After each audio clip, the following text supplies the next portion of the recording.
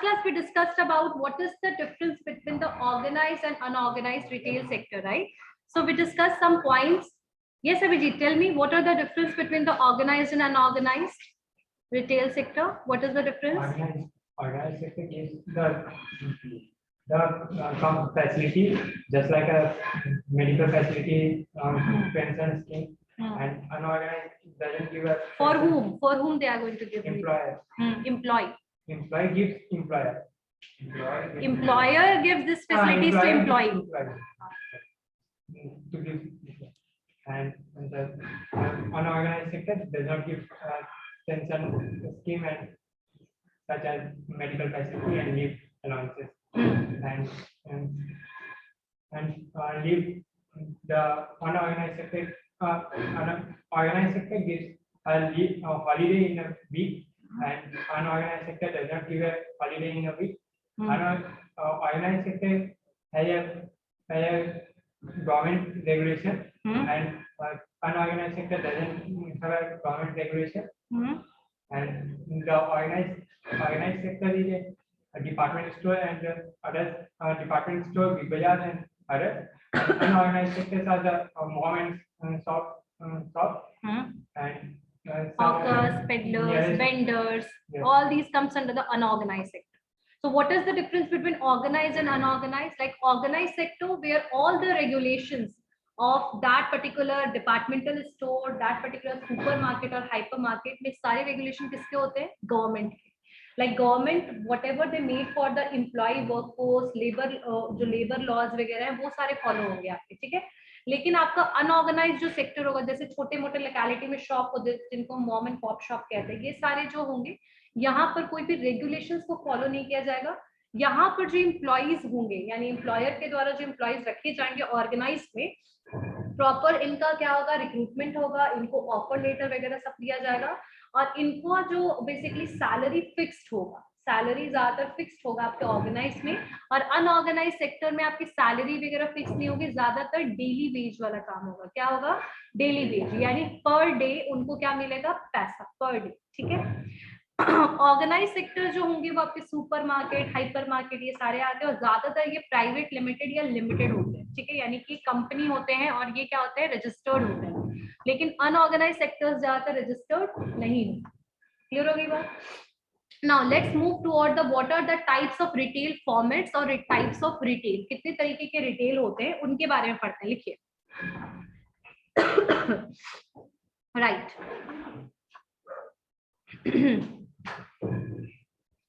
लिखिए. First, department stores. Department stores. Department stores. Department, different formats of retailing या फिर types of retail की अगर हम बात करें तो सबसे पहला आपका आता है डिपार्टमेंट स्टोर. डिपार्टमेंट स्टोर कैसा होता है? देखिए, डिपार्टमेंट स्टोर बेसिकली इस टाइप का आपको दिखेगा. अलग अलग डिपार्टमेंट्स दिख रहा है सबको, अलग अलग डिपार्टमेंट्स होगा. क्लियर हो गई बात? अलग अलग इसमें डिपार्टमेंट्स बने होंगे आपके, ठीक है. और एक और चीज होगा डिपार्टमेंटल स्टोर में कि आपके ज्यादातर ग्रोसरी आइटम्स नहीं मिलेंगे इसमें, ज्यादातर जैसे कि अपैरल, कपड़े मिल जाएंगे, इलेक्ट्रॉनिक आइटम्स, इस तरीके से आपका डिपार्टमेंट बाय डिपार्टमेंट बटा रहेगा. जैसे आपका brand factory department by department है ना, उसमें लगेज का अलग है, कपड़ों का अलग है. तो ऐसे ज्यादातर स्टोर जो होंगे जिसमें ग्रोसरी आइटम्स बहुत कम होगा या फिर ना ही के बराबर होगा, और ज्यादातर आपके डेली यूज वाले या फिर नॉर्मल वैसे प्रोडक्ट्स अवेलेबल होंगे, ठीक है. सो डिपार्टमेंट स्टोर क्या होते हैं? लिखिए इसमें. एक लार्ज स्टोर होगा जिसके एक ही रूफ के अंडर में आपको अलग अलग टाइप के प्रोडक्ट्स मिलेंगे, ठीक है. Under one roof you will get the different department, like that is a cloth department, that is a luggage department, this is electronic items department, that is a cosmetics department, like this. Clear हो गई बात? जैसे shopper stop आप लोगों ने देखा होगा, उसमें एक जगह पे ब्यूटी प्रोडक्ट्स मिलता है, एक जगह पे लगेज मिलता है, एक जगह पे आपके कॉस्मेटिक्स आइटम्स है, मतलब ब्यूटी और कॉस्मेटिक्स है, फिर आपका एक जगह पे लगेज, एक जगह पे कपड़े के डिपार्टमेंट है. तो these all comes under the department store. इनको क्या बोलेंगे? डिपार्टमेंट स्टोर, ठीक है. यानी एक ही रूफ के अंडर में, जैसे एक ही बार आप एंट्री करोगे, you are able to purchase so many products from the other department. Clear होगी बात? तो लिखिए इसमें डिपार्टमेंट स्टोर में लिखिए, department stores are the large stores. ये लार्ज स्टोर होंगे which sell different types of products which sell different types of product under one roof in different departments. ठीक है, और एक और चीज बहुत इसमें क्या आपको दिखेगा स्टोर में, एक और चीज होगा what you will get under the department store, कि हर एक डिपार्टमेंट को संभालने के लिए कोई ना कोई स्पेशलाइज्ड पर्सन होगा. जैसे तुम लोगों ने देखा वो शॉपर स्टॉप में कि लेडीज जो है ब्यूटी कॉस्मेटिक्स आइटम के पास वो खड़ी रहती हैं, they are able to elaborate the things. Electronic items के पास कुछ लोग होंगे, लगेज वाले के पास कुछ लोग होंगे.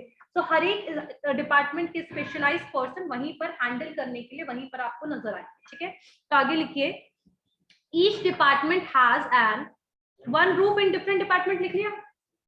नेक्स्ट लिखिए each department has an individual specialisation, यानी हर इंडिविजुअल पर्सन अपना स्पेशलाइज्ड होगा.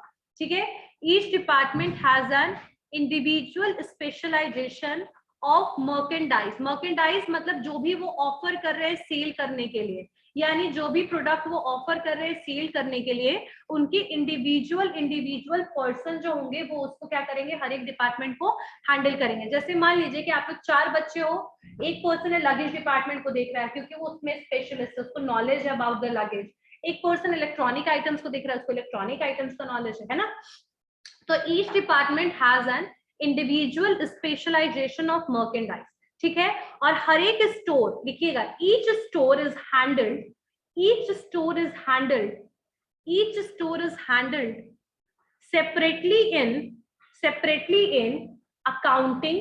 separately in accounting, management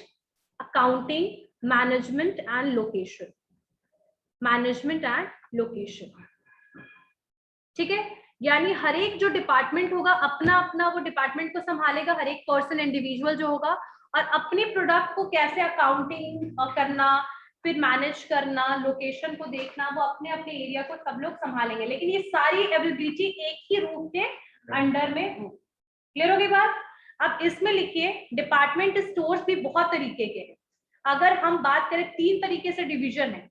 अगर हम बात करें ओनरशिप की, अगर हम बात करें आपके ओनरशिप ग्रुप की, और उसके अलावा अभी और भी हैं टाइप्स, पहले 3 लिख लो क्या क्या बेसिस है. Department store can be classified on income group और ओनरशिप बेसिस, इनकम के बेसिस पे और आपके ओनरशिप के बेसिस पे. ठीक है, department stores can be classified on the basis of income group and ownership, यानी इनकम के ग्रुप पे और ओनरशिप. ठीक है, उन दोनों के बेसिस पे क्लासिफाइड करें अगर हम डिपार्टमेंट स्टोर को. तो सबसे पहला आएगा on the basis of ownership. ठीक है, बिना मतलब का ये लिखवाया, आपको ऐसे लिख देना चाहिए था. ओनरशिप में लिखिए on the basis of ownership, इसके अंडर में लिखिए classified. So first one is on the basis, एक काम करो इन तीनों पॉइंट को रहने दो, बस एक लिखो टाइप्स ऑफ डिपार्टमेंट स्टोर, वो तीनों को कर लो, ये तीनों में कंफ्यूजन हो जाएगा. नहीं तो टाइप्स ऑफ डिपार्टमेंट स्टोर, कितने टाइप के डिपार्टमेंट स्टोर है वो लिखो. पहला समझ आ गया, department store under one roof, there are different department. Merchandise को हैंडल करने के लिए डिफरेंट इंडिविजुअल, अकाउंटिंग को और वहां के मैनेजमेंट को देखना, लोकेशन को देखना, अलग अलग इंडिविजुअल. क्लियर, लेकिन everything is available under one roof. Clear हो गई बात. नेक्स्ट है टाइप्स ऑफ डिपार्टमेंट स्टोर, कितने टाइप के डिपार्टमेंट स्टोर होते हैं. तो पहला लिखिए chain department store. Chain department store का मतलब क्या होगा, जिनका एक से ज्यादा लोकेशन पे आपके स्टोर ओपन हो. ठीक है, तो इसको क्या बोलेंगे हम, चेन डिपार्टमेंट स्टोर. यानी कि जो डिपार्टमेंट स्टोर अलग अलग, shopper stop chain department store में आएगा, हर जगह पे ही लगभग अवेलेबल है इंडिया में. ठीक है, तो लाइक मेजर ऑफ जिनका एक से ज्यादा नंबर ऑफ आउटलेट अवेलेबल होता है उनको हम कहते हैं चेन स्टोर. लाइक जैसे KFC वगैरह ये सब चेन स्टोर में आएगा, लेकिन यहाँ डिपार्टमेंट चेन स्टोर की बात हो रही है, यानी डिपार्टमेंट स्टोर जिनका चेन है. तो ठीक है, जो shopper stop will be the answer of this. Example में आ सकता है इजी डे आ सकता है, लेकिन इजी डे में ज्यादातर आपका ग्रोसरी आइटम वगैरह अवेलेबल होता है. ठीक है, चलिए लिखिए इसमें टाइप्स ऑफ डिपार्टमेंट स्टोर्स में लिखिए chain department store. Chain department store. तो चेन डिपार्टमेंट स्टोर क्या होगा? Own and managed basically centrally. Centrally का मतलब क्या होगा कि जिन इनका अगर रजिस्टर्ड ऑफिस है तो उन्हीं के द्वारा इनको मैनेज किया जाएगा। ठीक है, सो चेन डिपार्टमेंट स्टोर। नेक्स्ट लिखिए नेक्स्ट लिखिए, आपका एक होता है on the basis of income group के हिसाब से कुछ डिपार्टमेंट स्टोर होता है, जैसे आपका 9 to 9 या फिर डॉलर स्टोर देखा है आप लोगों ने, डॉलर स्टोर्स वगैरह। हाँ, डॉलर स्टोर जैसे ये वैसे स्टोर्स होंगे जिसमें लो प्राइस का अमाउंट का प्रोडक्ट अवेलेबल होता है, जैसे कि आपका 99 रुपीज में कप वगैरह क्रॉकरी आइटम्स वगैरह अवेलेबल होता है। तो ये जो स्टोर होगा ये भी डिपार्टमेंट स्टोर होगा, जिसमें आपके टॉयज वगैरह भी मिल जाएंगे, छोटे मोटे आपके बुक्स वगैरह भी मिल जाते हैं, बच्चों के लिए बहुत सारे आइटम्स वगैरह मिल जाएंगे, लेकिन सारे प्रोडक्ट का कॉस्ट क्या होता है? लो होता है। तो जो हाँ हर जगह 9 to 9 डॉलर स्टोर है बहुत जगह पे। ठीक है, डॉलर स्टोर कभी करना उसको सर्च, डॉलर स्टोर कैसा लगता है बताओ। 9 to 9 हर जगह, लगभग हर जगह। हाँ, चलिए लिखिए इसमें फर्स्ट लिख लिया चेन डिपार्टमेंट स्टोर, सेकंड लिखिए on the basis of income group. On the basis of income groups. पहला लिख लिया ना चेन डिपार्टमेंट स्टोर, सेकंड लिखिए on the basis of income group. On the basis of income group, इसमें लिखिए these stores, ये भी डिपार्टमेंट ही store होगा, लेकिन ये स्टोर बेसिकली बनाया जाता है सर्व करने के लिए लो लेवल इनकम वाले और मिडिल इनकम लेवल वाले जो लोग होते हैं उनको कवर करने के लिए ऐसे डिपार्टमेंट स्टोर को डिजाइन किया जाता है। ठीक है, तो इसको हम कहेंगे on the basis of income group. तो एग्जांपल में लिखिए डॉलर स्टोर, ऊपर लिख सकते हो ब्रैकेट में, तो लिख लो डॉलर स्टोर। इसमें लिखिए डॉलर स्टोर लिख लिया ना, अब इसमें लिखिए these stores are designed to serve people with middle income groups middle income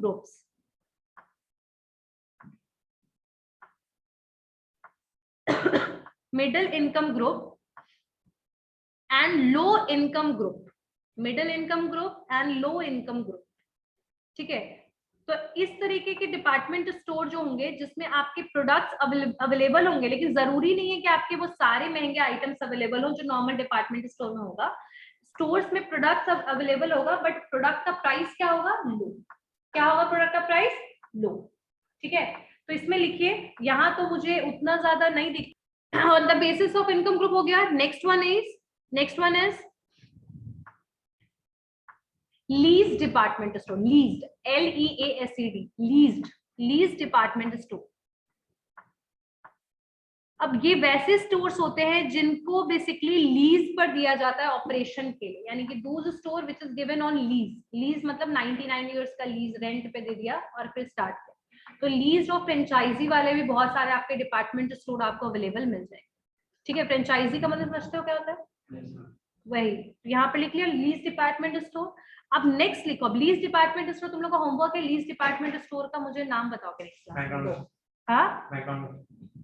हाँ, मैकडोनल्ड्स वगैरह भी हो सकता है, आपका KFC हो सकता है, लेकिन ये सारे आपके स्पेशलिटी स्टोर का एग्जांपल है, यानी कि जिसमें एक ही टाइप का जैसे फूड आइटम मिल रहा है तो सिर्फ फूड मिल रहा है, डिपार्टमेंटल स्टोर का एग्जांपल नहीं होगा। तो मैं लीज डिपार्टमेंट स्टोर का पूछ रही हूँ। ठीक है, नेक्स्ट लिखिए features of departmental store. Features of department stores, features of department store. पहला बेसिस लिखे, खैर बहुत बड़ा बड़ा पॉइंट है तो उतना बड़ा बड़ा पॉइंट लिखने की जरूरत नहीं है, बहुत छोटा छोटा लिख लेते हैं। फर्स्ट लिखे अरेंजमेंट, फर्स्ट लिखे arrangement, feature first arrangement.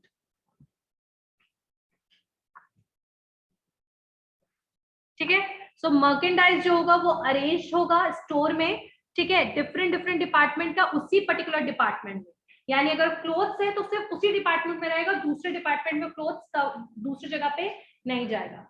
Clear हो गई बात? तो merchandise should be arrange properly and with in that department only, जिससे जैसे मान लीजिए सबसे कॉर्नर वाला जो स्पेस है दैट इज फॉर क्लोथ्स, तो वो वहीं पर नजर आएगा। That is for electronic items, तो वो वहीं पर नजर आएगा। क्लियर होगी बात? तो arrangement should be the proper and the product जिस डिपार्टमेंट है वहीं पर अरेंज करना। क्लियर? Next point. ठीक है, लिखिए इसमें डिपार्टमेंट, इसमें लिखिए इंटीग्रेटेड स्टोर। नेक्स्ट पॉइंट में लिखिए, पहला में लिखिए अरेंजमेंट, सेकंड में लिखिए इंटीग्रेटेड स्टोर। इंटीग्रेटेड स्टोर का मतलब यही है कि डिपार्टमेंट स्टोर में जितने भी आपके आइटम्स हैं, डिपार्टमेंट अलग अलग है लेकिन पूरा स्टोर इंटीग्रेटेड है, यानी कि वो पूरा स्टोर एक ही रूफ के अंडर में है। इंटीग्रेटेड फंक्शन, पूरा का पूरा जो स्टोर है वो किसके अंडर में आएगा, एक ही स्टोर के अंडर में। तो इंटीग्रेटेड फंक्शन चल रहा है, तो इंटीग्रेटेड स्टोर है ये, मतलब एक ही स्टोर के विदिन सारे डिपार्टमेंट। क्लियर होगी बात? थर्ड पॉइंट,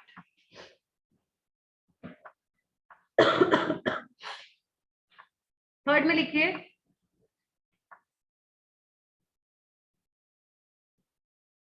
डिपार्टमेंट स्टोर, इसमें लिखो सिर्फ हॉरिजेंटली लिखो, हॉरिजेंटली वो डिपार्टमेंट स्टोर जो है वो डिजाइंड होता है हॉरिजेंटली। हॉरिजेंटली का मतलब क्या होता है?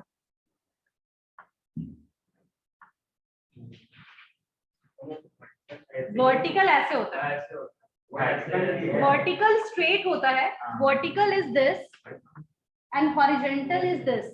तो बेसिकली आपका जो डिपार्टमेंट स्टोर होगा वो इस तरीके से हॉरिजेंटली डिजाइन होगा, यानी अगर ये फर्स्ट डिपार्टमेंट, ये सेकंड, ये थर्ड, ये फोर्थ, ठीक है। सो ज्यादातर डिपार्टमेंट स्टोर्स जो डिजाइन होता है वो कैसा होता है, हॉरिजेंटली। क्लियर हो गई बात?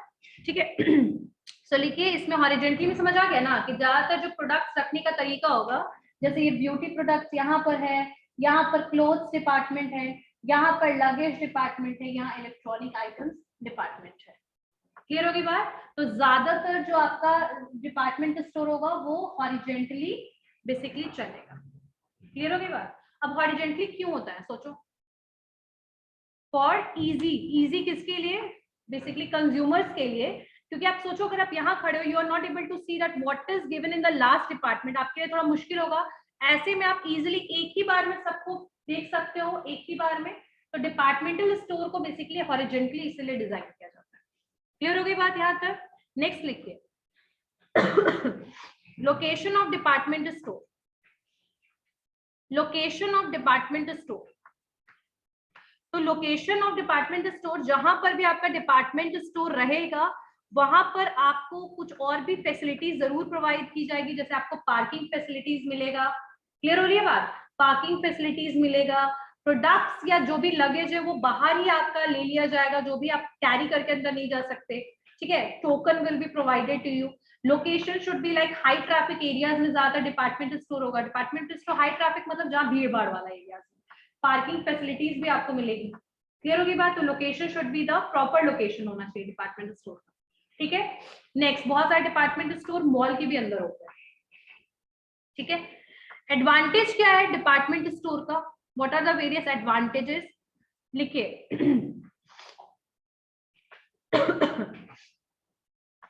पहला लिखिए कंज्यूमर्स जो है they will get all the products under a single roof. तो लिखिए wide varieties and options for the consumers. Wide varieties and options for the consumers. Wide varieties and option for the consumers, ठीक है। बहुत सारी varieties भी available होगा और आपके पास क्या होगा, ऑप्शन भी होगा कि आप कोई भी चूज कर सकते हैं प्रोडक्ट को, ठीक है।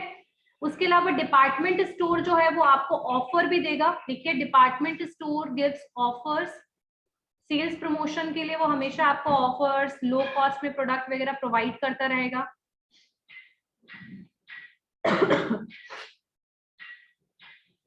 ठीक है। उसके अलावा नेक्स्ट होगा कि जो डिपार्टमेंट स्टोर है वो ज्यादातर बल्क में प्रोडक्ट को परचेज करेगा, यानी कि वो डायरेक्टली मैन्युफैक्चरर से प्रोडक्ट परचेज करेगा, तो मिडलमैन कॉस्ट एलिमिनेट करेगा, इसीलिए वो इजिली डिस्काउंट प्रोवाइड करेगा। तो low cost product, discounted product, ठीक है, वाइड वेराइटी ऑफ प्रोडक्ट्स, ये सारे आपको किसमें मिलेंगे, डिपार्टमेंट स्टोर में, ठीक है। उसके अलावा एक और चीज है कि good quality of product will be provided. Good quality and branded products will be provided under the department store, ठीक है। good quality of the product provided under the department store, latest design जो भी market में नया चल रहा होगा वो आपको इजिली अवेलेबल हो जाएगा डिपार्टमेंट स्टोर में। क्यों हो जाएगा इजिली अवेलेबल? क्योंकि इनके पास मिडल मैन का कोई सिस्टम नहीं है, डायरेक्टली प्रोडक्ट उठाएंगे, जो भी नया मार्केट में आएगा तुरंत से डिपार्टमेंट स्टोर में पहुंच जाएगा। क्लियर हो गई बात? Next one is department store जो है वो बेसिकली कन्वीनियंस स्टोर की तरह है, लाइक आपके लिए एक ही स्टोर के अंदर सब कुछ अवेलेबल है, तो कस्टमर को ये बहुत ज्यादा अट्रैक्ट करता है। तो वी कैन से कि ये एक बहुत बड़ा एडवांटेज है कि इजिली कंज्यूमर्स जो हैं उनके लिए मतलब डिपार्टमेंट स्टोर में जाना मतलब बहुत कन्वीनियंस है। और एक और चीज है कि हर एक क्लास के लिए इनके पास प्रोडक्ट अवेलेबल है, यानी चाहे वो मिडिल क्लास हो, लो क्लास हो, हर एक क्लास के लिए लगभग इनके पास प्रोडक्ट अवेलेबल है। नेक्स्ट वन इज ये आपको बहुत अच्छा कस्टमर केयर सर्विस भी प्रोवाइड करते हैं, ठीक है। Customer care service will be provided under the department store. आपको एक्सपर्टीज और शॉपिंग असिस्टेंस भी मिल जाएंगे। अगर आपको कोई प्रोडक्ट खरीदना है तो the person will be assist you that which product is suitable for you, ठीक है। सो लाइक क्वेरी के लिए, कस्टमर सर्विस के लिए वहां पर आपको शॉपिंग असिस्टेंस अवेलेबल मिलेंगे। क्लियर हो गई बात? एक्सपर्टीज मिलेंगे आपको। उसके बाद आपको लिबरल क्रेडिट सिस्टम भी मिलेगा, यानी if you want to pay through card और pay via Google Pay, that facility is also provided under department store. Clear हो गई बात? तो wide varieties, credit varieties are provided by department store, ठीक है। उसके अलावा डिपार्टमेंट स्टोर जो है, ठीक है, इतना काफी आई थिंक, इतना एडवांटेज के लिए काफी है ना? समझ आया उत्सव? क्या समझ आया? आ गया? बताओ क्या बताया मैंने? एडवांटेज पहले आप बताइए कि वाइड वैरायटीज रहता है उसमें, दूसरा बहुत सारा ऑफर प्रोवाइड करता है, और तीसरा बताइए कि ये बल्क में परचेज करता है ताकि डायरेक्ट मैन्युफैक्चरर से ये परचेज करता है वो भी बल्क सेल करने के लिए। उसके बाद बताइए गुड क्वालिटी प्रोडक्ट प्रोवाइड करवाता है। उसके बाद ये कंज्यूमर के लिए कन्वीनियंस होता है, मतलब कि एक ही जगह एक ही रूप में आपको डिपार्टमेंट वाइज आपको प्रोडक्ट मिल जाएगा, ठीक है। काफी इतना एडवांटेजेस। अब इसका लिमिटेशन क्या है? लिमिटेशन है कि कई बार जब स्टोर में अगर डिस्काउंट नहीं होगा तो बहुत एक्सट्रीम एक्सपेंसिव प्रोडक्ट भी इनके पास रहेगा, मतलब इट इज वेरी एक्सपेंसिव। और एक और चीज है कि एक्सपेंसिव प्रोडक्ट में भी ये डील करते हैं, तो बहुत सारे पर्सन उसको परचेज नहीं कर सकते हैं। डिपार्टमेंट स्टोर आपके लिए एक्सपेंसिव तब बन जाएगा जब आप उसमें बेसिकली आपका सेल कम हो जाएगा, यानी कि डिपार्टमेंट स्टोर को रन करना बहुत मुश्किल है, क्योंकि उसमें मल्टीपल आपके डिपार्टमेंट्स हैं, और मल्टीपल डिपार्टमेंट होने की वजह से हम कह सकते हैं कि वो एक एक्सपेंसिव सिस्टम है, मतलब एक्सपेंसिव आउटलेट है, ठीक है। जैसे घर के आसपास छोटा स्टोर ओपन कर लिया, वो एक्सपेंसिव एज सच नहीं होगा जितना एक्सपेंसिव आपको डिपार्टमेंट स्टोर रन करना होगा, ठीक है। प्रोडक्ट में अगर डिस्काउंट नहीं लगाओगे तो सेल बहुत कम होगा। क्लियर हो गई बात? So it is very expensive to run that department store, ठीक है, क्योंकि इसमें आपको वेरियस टाइप के और भी एक्सपेंसेस खर्च होते हैं, जैसे आपको सेल्स पर्सन रखना पड़ता है, फिर आपको क्लीनलीनेस का पूरा ध्यान रखना पड़ता है, ठीक है, फिर आपका इलेक्ट्रिसिटी बिल एक्सपेंसिव काफी होता है क्योंकि मल्टीपल लाइट्स की रिक्वायरमेंट होती है जब आपका डिपार्टमेंट स्टोर है, तो एम्बियंस के लिए हमेशा एयर फ्रेशनर, गार्ड चाहिए होता है। तो ये छोटे छोटे और बड़े बड़े मल्टीपल एक्सपेंसेस होते हैं डिपार्टमेंट स्टोर को रन करने के लिए, ठीक है। तो उस हिसाब से अगर आपका प्रोडक्ट सेल नहीं होगा तो आपका डिपार्टमेंट स्टोर लॉस में चला जाएगा। So in short we can say कि इसीलिए डिपार्टमेंटल जो स्टोर है वो ज्यादातर कहाँ ओपन होता है? हाई ट्रैफिक एरिया, ताकि लोग आए वहां, ठीक है। किसी पर्टिकुलर छोटे मोटे लोकेलिटी में आपको बहुत कम दिखेगा, ठीक है। तो लिख सकते हैं कि it is very expensive to run the department store because, लिखिए, it is very expensive to run a department store as it include multiple expenses, multiple expenses such as salespersons, cash counters, guard, उसके अलावा आपके cleanliness के लिए sweeper all the time, ठीक है।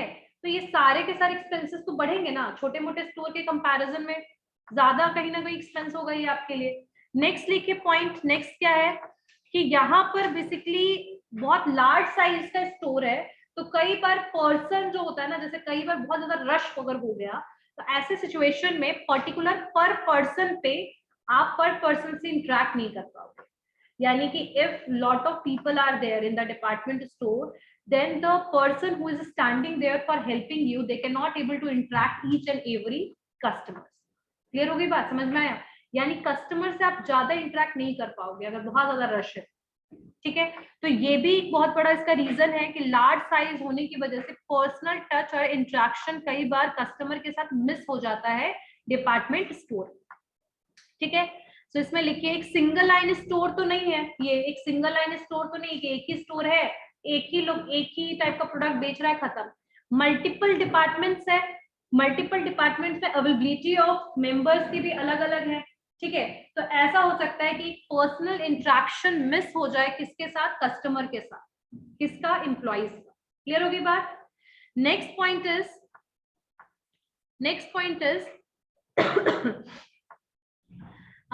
कई बार ये जो स्टोर्स होते हैं इनको आउटस्कर्ट्स में इसीलिए लाना पड़ता है। आउटस्कर्ट्स मतलब समझते हो, जो शहर से दूर एरिया में कई बार स्टैब्लिश करना पड़ता है। कई बार ऐसा होता है because of the lack of availability of the area in the market area, मतलब मार्केट एरिया में अगर आपकी अवेलेबिलिटी नहीं है जगह की, स्पेस की, तो ऐसे केस में कई बार आउटस्कर्ट में कुछ डिपार्टमेंट स्टोर को खोल दिया जाता है। और ऐसे सिचुएशन में जब वो आउटस्कर्ट में है तो वो कभी भी बेनिफिशियल नहीं होगा, किसके लिए, आपके कंज्यूमर के लिए भी और आपके जो सेलर है उनके लिए भी, क्योंकि आउटस्कर्ट में कितने ही लोग पहुंचेंगे, है ना। तो कई बार the lack of the market area की वजह से आउटस्कर्ट में डिपार्टमेंट स्टोर को ओपन कर दिया जाता है, जिसकी वजह से that is not beneficial for consumer as well as for the seller. आई बात समझ में। नेक्स्ट पॉइंट क्या पॉइंट लिखिए इसमें as the area required या फिर as area required to establish these stores, as area required to establish these stores is large,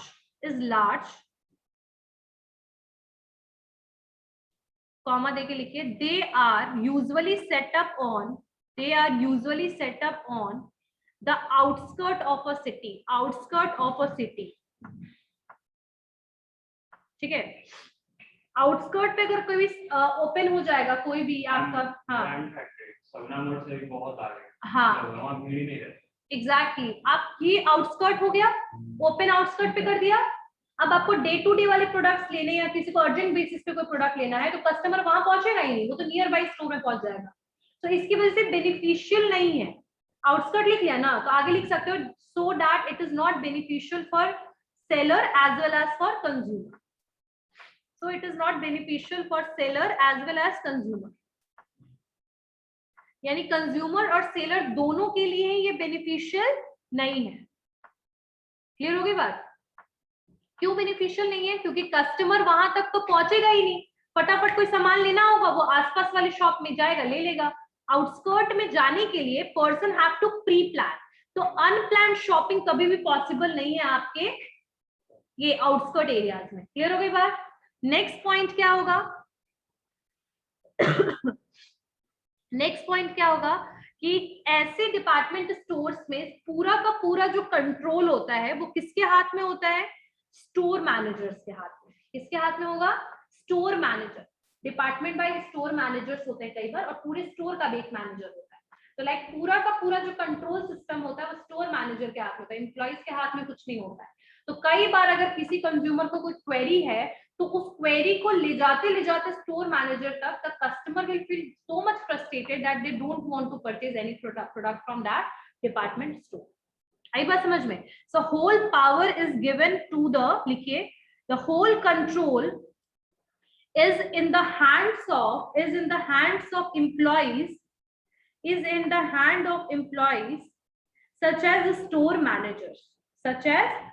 managers, यानी कि वहां के जो कस्टमर एग्जीक्यूटिव्स हैं, जो आपके शॉपिंग असिस्टेंट्स हैं, उनके हाथ में कोई कंट्रोल ही नहीं है। तो कई बार they are not able to explain the things properly and store manager तक बात जाते जाते the person will basically leave that place. हो सकता है पॉसिबिलिटी। तो ये भी एक रीजन है, इसका डिसएडवांटेज है। उसके अलावा ये चीज ऑब्जर्व किया गया डिपार्टमेंट स्टोर में कि लाइक सेल्स पर्सन जो है वो बहुत पुअर सर्विस देता है, ठीक है, because of the low payment given to them. यानी कि लाइक 10,000 रुपए सैलरी में if you will hire any sales person, definitely that person is not motivated toward the work, and in that case maybe he or she is not able to give the proper service to the customer. So next point लिखिए, low customer service या low basically service या low poor service given by sales person to the customer, given by sales person to the customer, यानी जो sales person है उनके द्वारा खराब service या पुअर सर्विस दिया जाता है। क्लियर होगी बात? समझ में आया डिसएडवांटेज क्या क्या है? पहला डिसएडवांटेज क्या हुआ इसका? आउटस्कर्ट एरियाज, ठीक है, एक्सपेंसिव है, ठीक है। उसके अलावा थर्ड क्या हो जाएगा इसका पॉइंट? लार्ज साइज है, तो ये तो आउटस्कर्ट में ओपन होता है। उसके अलावा यहाँ पर जो कस्टमर के लिए बोल सकते हैं ना कि सेल्स पर्सन प्रॉपरली सर्विस नहीं प्रोवाइड करता है, और अर्जेंट बेसिस मतलब अर्जेंट बेसिस के प्रोडक्ट लेने के लिए कोई आउटस्कर्ट तक नहीं जाएगा। तो इस ये सब मतलब एक तरीके से कह सकते हैं, हाँ, सेंट्रलाइज्ड डिसीजन है, एक ही स्टोर मैनेजर ही सारा डिसीजन ले, एम्प्लॉय के पास कोई भी एज सच बोल सकते हैं पावर या ऑथोरिटी, जो वहाँ के सेल्स पर्सन है they don't have any power और ऑथोरिटी। समझ में आ गया? चलिए, मार्केट क्या होगा? सुपर मार्केट, जहां पर ग्रोसरी आइटम्स, फ्रूट्स, वेजिटेबल्स जैसे रिलायंस फ्रेश वगैरह हो गया, बिग बास्केट के कुछ शॉप्स हो गए आपके, तो ये सारे सुपर मार्केट्स में आएंगे। किस में आएंगे? Super market. सुपर मार्केट जो है वो सेल्फ सर्विस स्टोर है, जहां पर wide range of food material और थोड़ा बहुत नॉन फूड प्रोडक्ट भी अवेलेबल है। सुपर मार्केट जो है इनका 4 बेसिक डिपार्टमेंट होता है, जैसे आपका ग्रोसरी आइटम हो जाएगा, डेयरी प्रोडक्ट हो जाएगा, मीट हो जाएगा, और थोड़ा बहुत हाउस होल्ड डिपार्टमेंट होगा। तो ये ज्यादातर फूड आइटम के साथ डील करता है। किस साथ डील करता है? फूड आइटम के साथ। क्लियर होगी बात? तो सुपर मार्केट लिखो क्या है, लिखो सुपर मार्केट, लिखियो supermarket are self service store. Self service store, department store में क्या था आपका कि वहां पर आपका फूड आइटम की बात नहीं हो रही थी, है ना, यहाँ पर पूरा का पूरा फूड ही आइटम है। जैसे हम हाइपर मार्केट की तरफ बढ़ेंगे ना, hyper market is combination of super market and department store. जैसे बिग बाजार, वहां फूड भी मिलता है, वहां पे वेजिटेबल्स भी मिलता है, और वहां पर बाकी प्रोडक्ट्स भी मिलते हैं। ठीक है, तो लिखिए सुपर मार्केट में, supermarket are self service stores, self service stores that sells a wide variety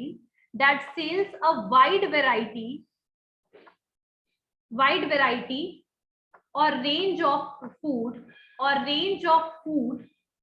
as well as wide variety of food as well as non food product।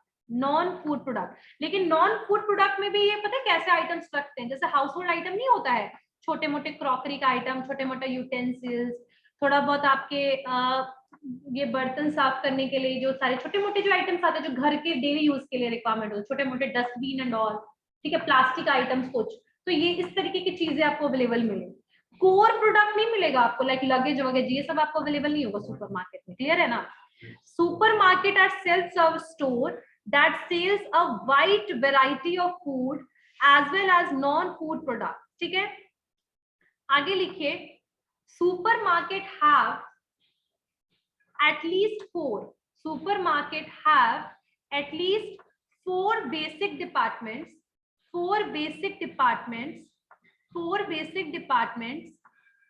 such as self-service grocery,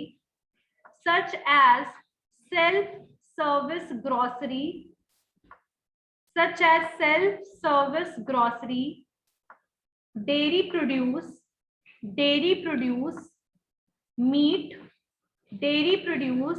meat and household department। Supermarket have at least 4 basic departments such as self-service grocery self service मतलब खुद से ले सकते हैं, ठीक है, अपना trolley में ले लिया, dairy products, meat and household department. Clear हो गई बात? तो ये सुपर मार्केट्स होते हैं। जैसे सुपर मार्केट में एग्जांपल में लिखो Reliance fresh. So in the next class we are going to cover the advantages and disadvantages of supermarket। Department store पूरा क्लियर है, अनऑर्गेनाइज्ड ऑर्गेनाइज्ड सेक्टर पूरा क्लियर है। नेक्स्ट जो है आप, ठीक है, ओके।